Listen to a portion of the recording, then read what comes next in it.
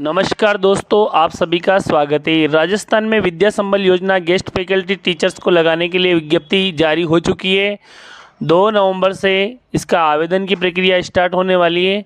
देखिए, श्रीमान निदेशक माध्यमिक शिक्षा राजस्थान बीकानेर के आदेश क्रमांक शिविरा माद अंग्रेजी माध्यम संस्थापन 66-170-2022-23/144 दिनांक 17/10/2022 के अनुसार प्रारंभिक शिक्षा और माध्यमिक शिक्षा विभाग राजस्थान के विद्यालयों में शिक्षकों के रिक्त पदों पर विद्या संबल योजना के अंतर्गत पात्र अभ्यर्थियों को गेस्ट फैकल्टी के रूप में लगाया जाना है।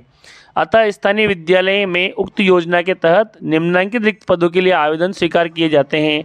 ये विज्ञप्ति जो संबंधित पीओ हैं विद्यालय से निकलेगी, जारी होगी, जिसका विवरण इस प्रकार रहेगा।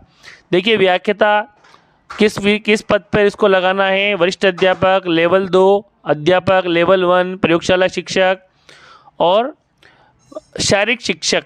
इस प्रकार से जो व्याख्याता है उसकी जो सेवा भर्ती नियम है, उसकी क्वालिफिकेशन संबंधित विषय में एमए होना चाहिए, एमएससी, एमए, एमकॉम होना चाहिए और बीएड होना चाहिए।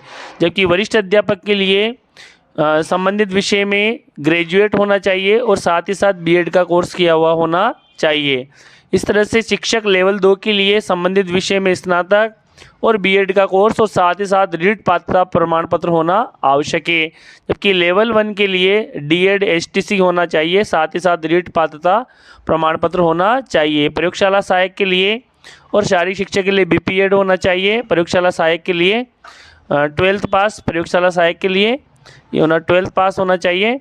देखिए, इसमें क्या क्या शर्तें हैं। गेस्ट फैकल्टी हेतु न्यूनतम आयु आवेदित पद से संबंधित सेवा नियमों में वर्णित है, उसका प्रावधान है। और विद्या संबल योजना के तहत गेस्ट फैकल्टी के रूप में सेवानिवृत्त निजी अभ्यर्थी, सेवानिवृत्त यानी कि जो रिटायर्ड हो चुके हैं उनको भी लगाया जाएगा, और जो निजी अभ्यर्थी हैं जिन्होंने बीएड किया हुआ है, एसटीसी किया हुआ है, डीएड किया हुआ है और साथ ही रीट पात्र जो है रीट परीक्षा में, उन अभ्यर्थियों को विद्यालयों में रिक्त पदों के विरुद्ध लगाया जाएगा गेस्ट फैकल्टी शिक्षक के रूप में। अब इसके लिए क्या क्या शर्तें हैं, क्या क्या क्वालिफिकेशन है, ये मैंने आपके साथ साझा की। जो व्याख्याता हैं, व्याख्याता के लिए आपका पीजी होना चाहिए, पोस्ट ग्रेजुएट डिग्री होनी चाहिए। जबकि वरिष्ठ अध्यापक के लिए स्नातक, साथ ही दोनों में बीएड का होना आवश्यक है। लेवल 2 के लिए रीट जो है पात्रता परीक्षा पास होनी चाहिए, बीएड का कोर्स होना चाहिए और स्नातक संबंधित विषय में होना चाहिए। जबकि लेवल 1 के लिए एसटीसी या डीएड होना चाहिए।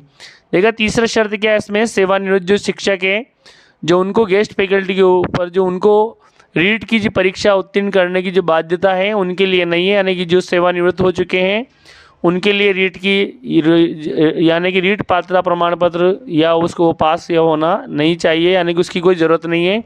लेकिन जो निजी अभ्यर्थी हैं, अगर उसको लगाया जाता है तो उसके लिए रीट पात्रता प्रमाण पत्र होना आवश्यक है। इसमें जो छूट का प्रावधान केवल सेवानिवृत्त शिक्षकों के लिए है।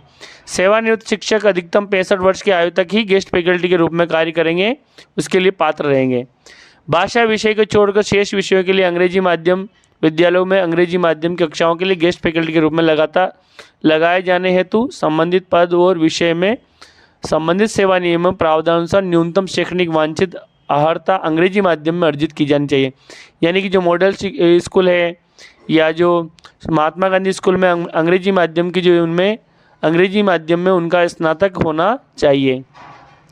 देखिए, लेवल 1 और लेवल 2 पहली से 8वीं तक के लिए प्रति घंटा इनको जो मिलेगा मानदेय 300 रुपये और अधिकतम जो महीने का रहेगा 21,000। जबकि वरिष्ठ अध्यापक 9वीं से 10वीं के लिए 350 रुपये, 350 रुपये और अधिकतम जो मानदेय रहेगा 25,000। देखिए, प्राध्यापक शारीरिक शिक्षा के लिए 11वीं और 12वीं के लिए 400 रुपये प्रति घंटा और अधिकतम है 30,000 रुपये का प्रावधान है। जबकि शारीरिक शिक्षा के लिए 300 रुपये प्रति घंटा और 21,000 रुपये का प्रावधान है। और प्रयोगशाला सहायक के लिए 300 रुपये है और 21,000 अधिकतम। देखिए, इसमें 1 नवंबर 2022 तक विज्ञप्ति जारी होगी और विज्ञप्ति का विवरण होगा 2 नवंबर से 4 नवंबर तक विद्यालय में आवेदन की तिथि रहेगी। जबकि 5 नवंबर 22 प्राप्त आवेदनों की सूची प्रकाशित होगी। 7 नवंबर को पात्रता की जांच होगी, वरीयता सूची बनेगी अस्थायी, और 9 नवंबर को आपत्तियां प्राप्त होगी और 10 नवंबर को जो वरीयता सूची है वो प्रकाशित होगी अंतिम। इसके बाद वरीयता सूची को आगे भेज दिया जाएगा संबंधित अब देखिए इसके वरीयता का निर्धारण कहाँ से होगा। विद्या संबल के तहत जो गेस्ट फैकल्टी में लगाए जाने तो प्राप्त आवेदनों की जांच के उपरांत विद्यालयवार प्रकाशित किए गए रिक्त पदों पर विषयवार सूची का प्रकाशन और पीओ द्वारा किया जाएगा। और वरीयता सूची पद में वांछित न्यूनतम योग्यता में प्राप्त अंकों का 75% और प्रशैक्षणिक यानी कि जो आपकी जो बीएड है उसका 25% और आपकी जो योग्यता है स्नातक या जो पीजी है उसका 75% का इसमें प्रावधान है। समान अंक होने पर जो जिसकी आयु ज़्यादा होगी उसको ऊपर रखा जाएगा चयन लिस्ट में, और चयन हेतु किसी भी स्तर पर साक्षात्कार यानी कि इंटरव्यू का प्रावधान नहीं है। अन्य शर्तें क्या क्या है। चयनित अभ्यर्थी को गेस्ट फैकल्टी के पद पर लगाए जाने हेतु दिए गए प्रस्ताव पर 7 दिवस में सहमति देनी होगी और पीओ द्वारा निर्धारित या नियत तय किए गए दिनांक पर समय पर वे कार्य करने हेतु उपस्थित होंगे।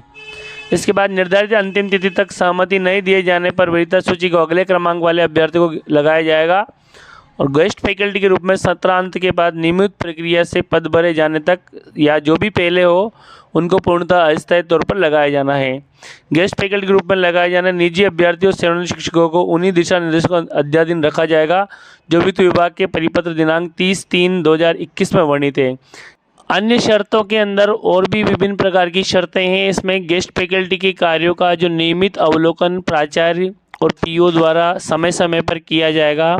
इनकी जो कार्य कुशलता है उसमें किसी प्रकार की जो कमी है, दुराचरण है, अनियमितता है या कार्य से अनुपस्थिति की दशा में इनको बिना नोटिस के हटाया जा सकता है। और इनके ऊपर ये जो कुछ पॉइंट्स लिखे हुए हैं इनको आप ध्यान से पढ़िए और इनके बारे में आप समझ सकते हो। तो दोस्तों जिन्होंने बीएड किया हुआ है और एसटीसी किया हुआ जिनका रेट उत्तीर्ण है उन सभी अभ्यर्थियों के लिए बहुत ही बढ़िया मौका है और इसमें वे सरकारी विद्यालयों में अपनी सेवाएं दे सकते हैं और अच्छे से अच्छा मानदेय ले सकते हैं। जो वरिष्ठ अध्यापक है उनका अधिकतम मानदेय प्रति माह 25,000 है, जबकि लेक्चरर का मानदेय 30,000 है, जबकि अध्यापक तृतीय श्रेणी का मानदेय अधिकतम 21,000 रुपये का है। तो इस तरह से इस योजना का फ़ायदा जो दूरस्थ रिमोट एरिया में जो विद्यार्थी हैं वो ले सकते हैं। दोस्तों ये जो आवेदन का प्रारूप है इसमें अपना फ़ोटो चस्पा करना है और अपने जो दस्तावेज संलग्न करने हैं और जहाँ जो डाटा मांगे गए हैं वो आपको फिल करना है। Thanks for watching. जय हिंद, जय भारत, वंदे।